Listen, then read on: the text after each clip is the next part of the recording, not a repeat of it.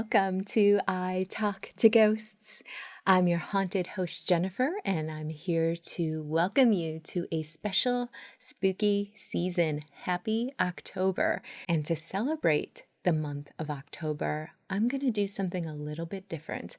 I'm going to break format and share with you all month long the best curated ghost stories I have found. I want to bring on the chills and share them with you.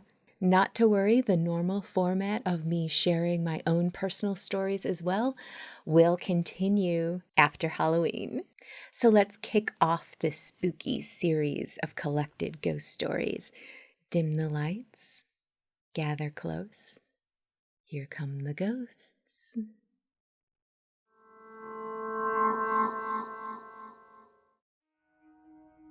I live in Ireland, an old country, with a bloody history of murder, war, death, and all the usual ingredients for a nice, juicy haunting. Never mind the stories of leprechauns, banshees, and such, but stories of true evil and tragedy. Due to this, if one is walking down a quiet country lane at night, alone, listening to the sound of the wind in the trees and looking into the woods where there is nothing but darkness after the first line of trees, your mind tends to play tricks on you. Or perhaps it's something more. I was walking past a cemetery in country Cork. There are numerous documented accounts of hangings taking place in this area during the Irish Civil War. This knowledge and the fact that it was a little after midnight did not set my mind at ease, but I was nearly home, so I didn't feel too much like a frightened child. The worst part of this road occurs at the bend that is just past the graveyard. Walking past this, I felt a chill at the back of my neck, just like in the movies. I swear I felt every teeny hair stand up on the back of my neck. I felt genuinely nauseous. I was so scared. So I increased my walking pace, and then I was pushed. I felt a hard shove on my shoulders, and I fell to the ground. I quickly looked behind me, expecting to see some kind of nightmare. There was nothing. The road, woods, and cemetery were empty. I tried to laugh at myself, get up, brushed myself off, walked on, and cursed myself for being so foolish. As far as I was concerned, I had tripped. I mean, there are no such things as ghosts, are there? And then I was pushed to the ground again. After that, I got up and ran all the way home. Sure, it could have been kids messing with me, but it was reasonably bright due to the moon being out. I just know one thing is for sure. I'm glad I didn't look behind me a second time.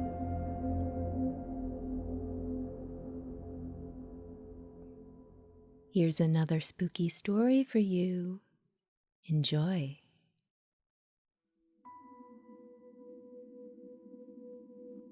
I moved into a little house in Texas with a friend of mine.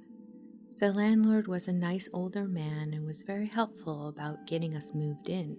We had more stuff than the space would allow and saw that there was a locked storage area beneath the house. Basements are rare in Texas due to the bedrock, but this house had one. We asked if we could put some things in there, but were told to stay out of the basement with no explanation. A few weeks after getting settled in, we began to hear noises from beneath the house.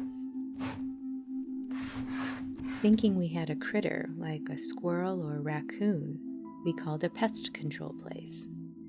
They said we were remarkably clear of any pests and that we didn't have any tracks or droppings from even an insect population, which is unheard of in Texas. I mean, this guy said we didn't even have as much as an ant on the premises.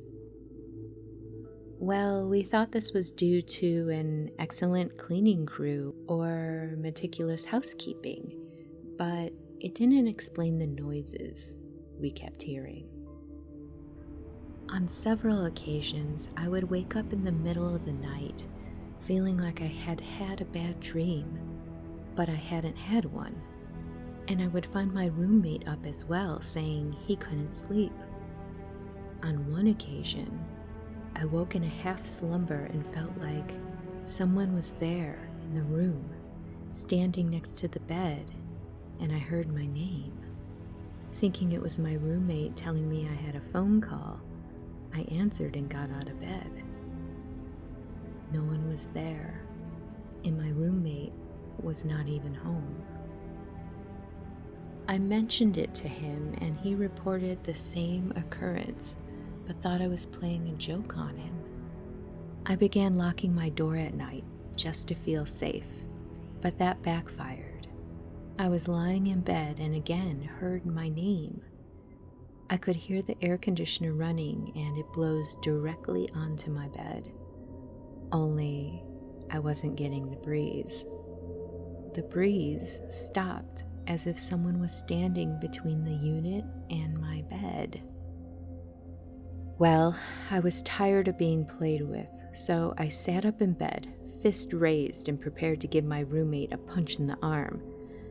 But when I got up, the breeze hit me again and no one was there. When I went to the door thinking maybe my roommate had dashed off, it was locked from the inside. I opened it and went into the living room, and my roommate, again, wasn't even home. Unable to sleep, I called a friend and spent a night at her house. A few weeks passed without incident. Then late one night, I was awoken by someone pounding on the foot of my bed. But when I sat up, no one was there. And again, my door was locked from inside the room. Unable to sleep secure in my own home, I opted to move out. I never did get a look at the basement nor an explanation as to why the entire house was bug-free. Some things remain unexplained and perhaps unrelated, but I can sleep with the buzz of a few houseflies.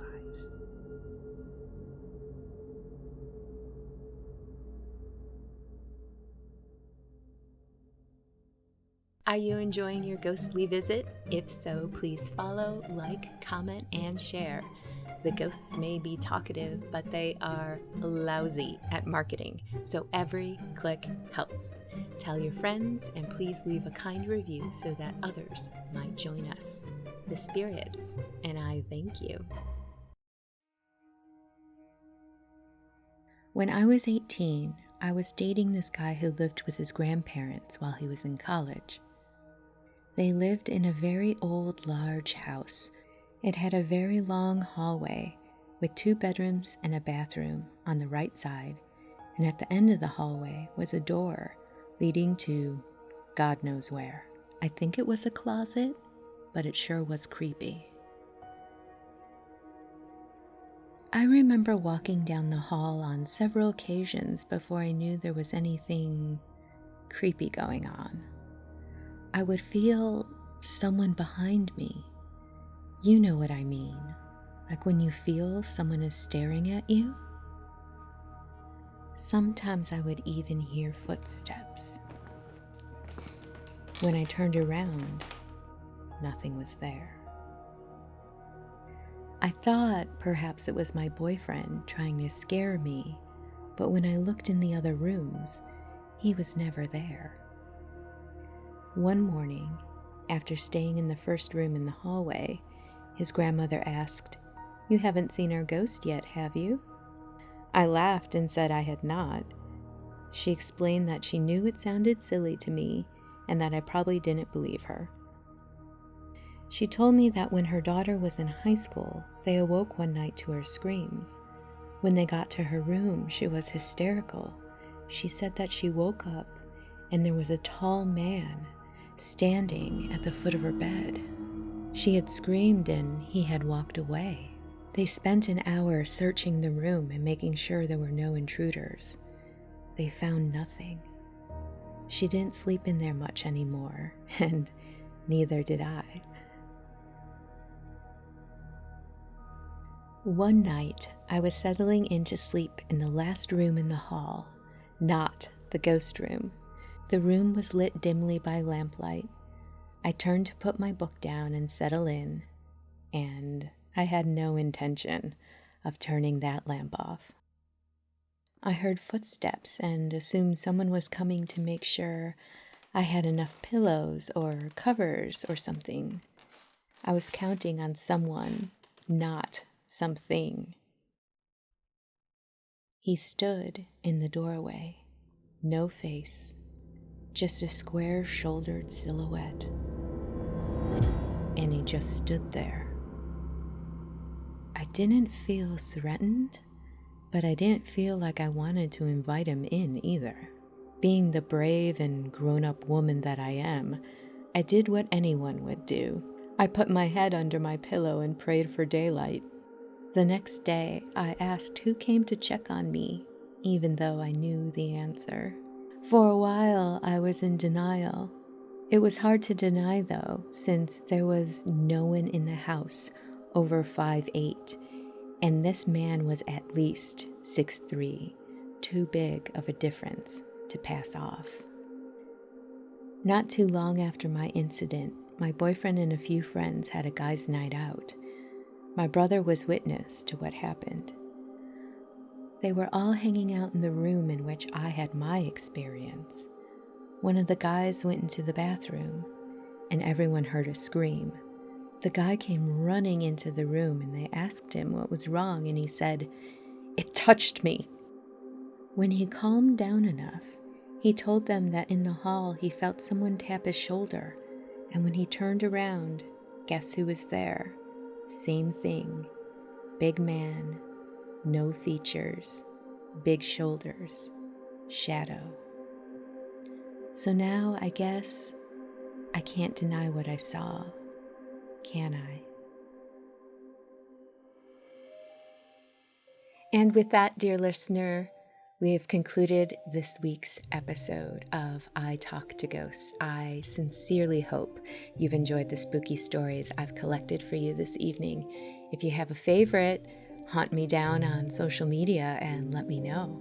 And if you're enjoying this podcast, listen to past episodes. And while you're there, leave a kind review. Myself and the spirits will thank you. Have a lovely evening and good night.